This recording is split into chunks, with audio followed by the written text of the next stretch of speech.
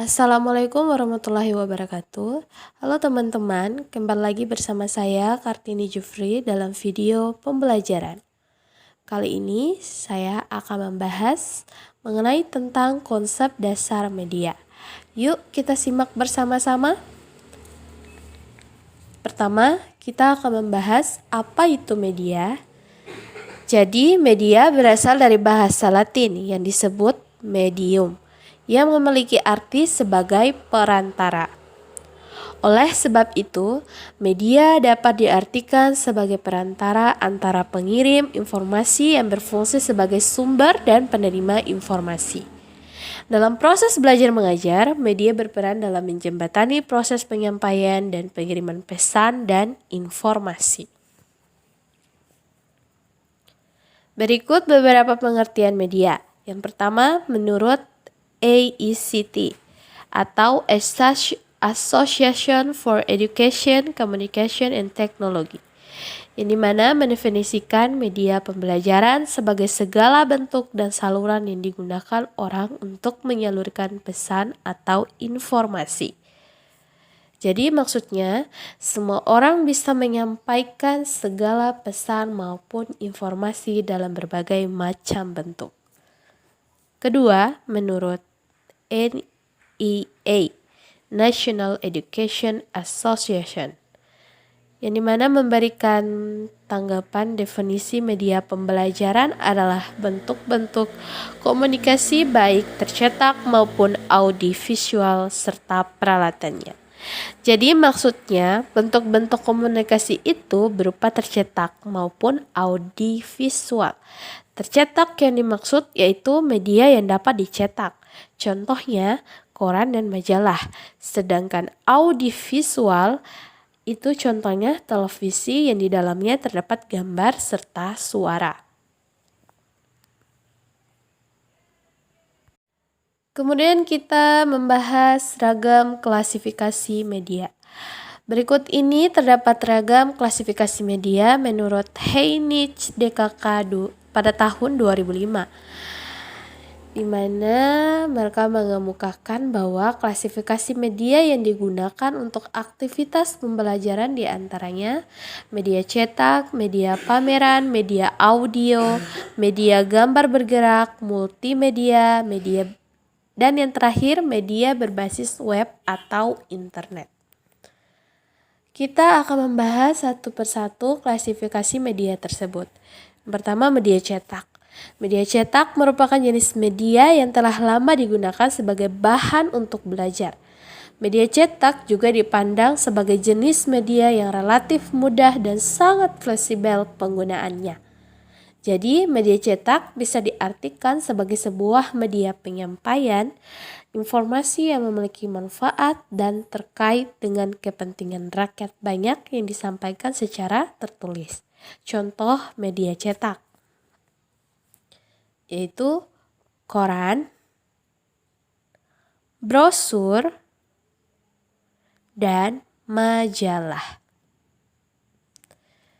Yang kedua, media pameran. Media pameran atau display media digunakan sebagai sarana informasi dan pengetahuan yang menarik bagi penggunanya.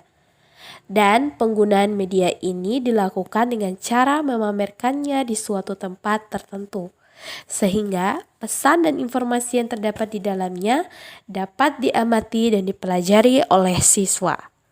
Sama halnya seperti media cetak, jenis media pembelajaran ini juga bervariasi, mulai dari benda sesungguhnya atau real object sampai ke benda tiruan atau replika. Contoh media pameran yaitu realia, model, dan diorama. Yang ketiga, media audio. Media audio merupakan jenis media spesifik yang efektif dan efisien untuk digunakan sesuai dengan tujuan pembelajaran yang ingin dicapai.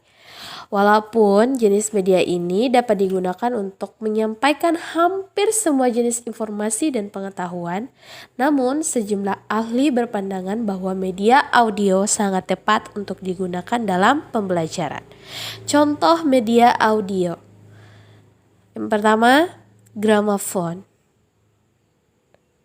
compact disc atau CD player, dan tape recorder atau alat perekam pita magnetik. Yang keempat, media gambar gerak. Media gambar gerak atau motion pictures merupakan jenis media yang mampu memperlihatkan gambar bergerak yang terintegrasi dengan suara.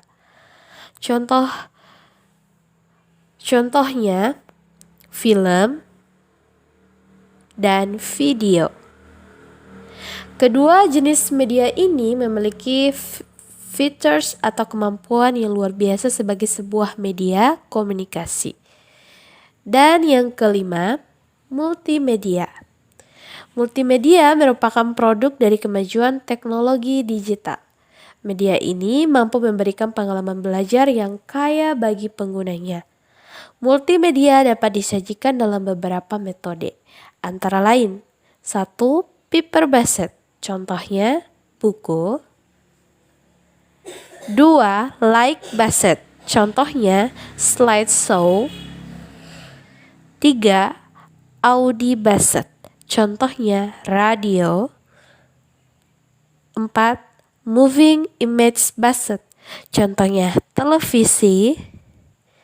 Dan yang terakhir, digitally-based, contohnya komputer.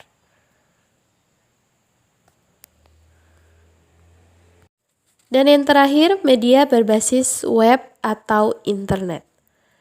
Media berbasis web atau internet merupakan pembelajaran berbasis web yang memanfaatkan media situs atau website yang bisa diakses melalui jaringan internet. Pembelajaran berbasis web atau yang dikenal juga dengan web-based learning merupakan salah satu jenis penerapan pembelajaran elektronik atau e-learning. Dapat juga dikatakan sebuah pengalaman belajar dengan memanfaatkan jaringan internet untuk berkomunikasi dan menyampaikan informasi pembelajaran. Contohnya, situs web yaitu Wikipedia. Dan juga terdapat ruang guru dan YouTube.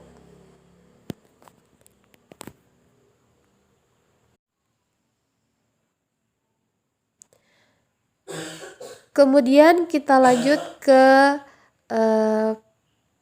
pemilihan media dan teknologi program dalam pembelajaran. Terdapat faktor-faktor yang diperlukan sebagai bahan pertimbangan dalam memilih dan memilah media dan teknologi pembelajaran yang dinamakan dengan actions, yang merupakan singkatan dari A. Access, C. Cost, T. Technology, E. Interactivity, O. Organizational change, N. Novelty, dan C. Speed. Agar dapat menggunakan media pembelajaran untuk menciptakan program pembelajaran yang efektif dan efisien, guru perlu memilih media yang tepat yang dapat digunakan untuk memfasilitasi siswa.